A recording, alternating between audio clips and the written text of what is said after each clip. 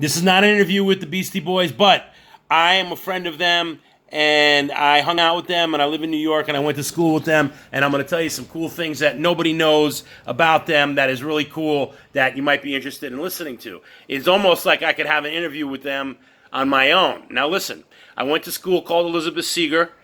That's where Yauk went. It was on 11th Street, and he was a skinhead at the time. I didn't really hang out with him too much because I didn't know he was the Beastie Boys yet. But I did hang out with other people, and so long story short, he actually later on in life, after school, after we dropped out of school, he wanted me to be in his band Brooklyn because I played drums, and he just thought I was a cool dude, which I was.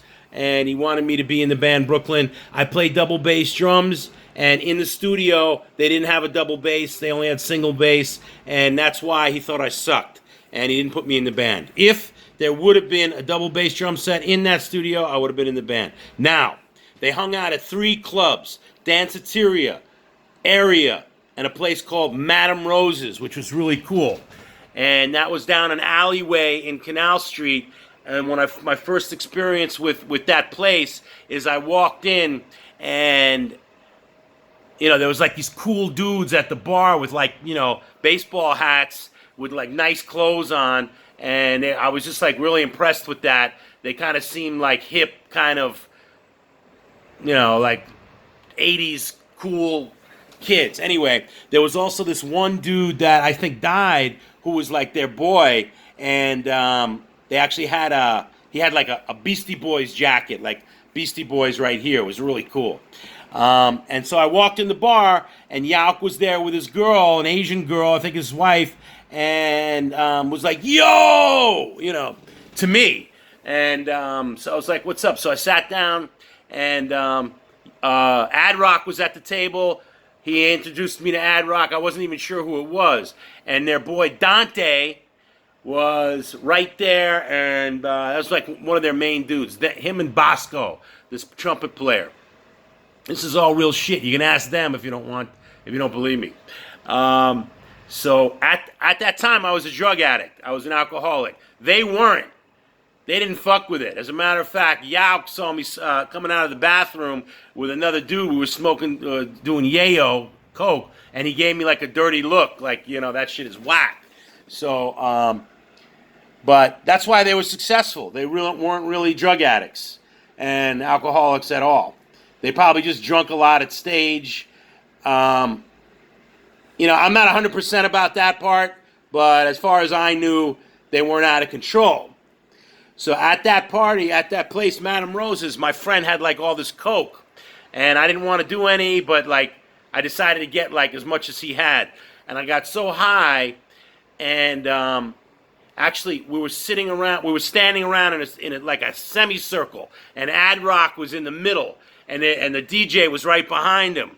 And every time that they played Beastie, we're playing Beastie Boys shit, and every time his part came up, he would scream the lyrics out at his part, and that's what they would do at clubs.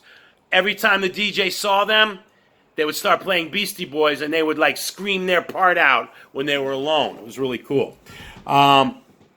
Anyway, so then at this club Area, where was a bigger place, it was a bigger place than Madame Rose's, and Adrock walked by me with his hand on his balls or cock, dick, and walked right by me in like a hard rock stance, just walked across the floor, and anybody, even if I was in the Beastie Boys, I don't know if I had like the stamina at the time to do something like that.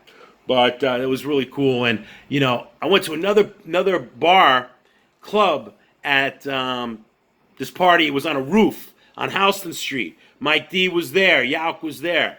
And the fucking light seemed to be shining on Mike D wherever he went. He was over there. I was looking at him. And then he walked over here. The fucking light seemed like shining on him wherever he went. And Mike really liked me because I was really funny. And he liked me, and because I was such a out of control drunk, and I was like 23, he actually invited me to his band with Bosco and I think Tom tall dude, and they were playing in their band. I forgot the name of it, but at the World, that was the club. They had a backstage. They set up a whole fucking bin of beer, and nobody was drinking it. They were just staying. Maybe they were drinking one or something. I drank like 10, and I threw up on myself, and I ran out, and I threw up on a waitress on the way out, and I was standing outside. Mike D came out to go home, and he gave me a look like, yo, you know, we're done. And so that was pretty cool. What else?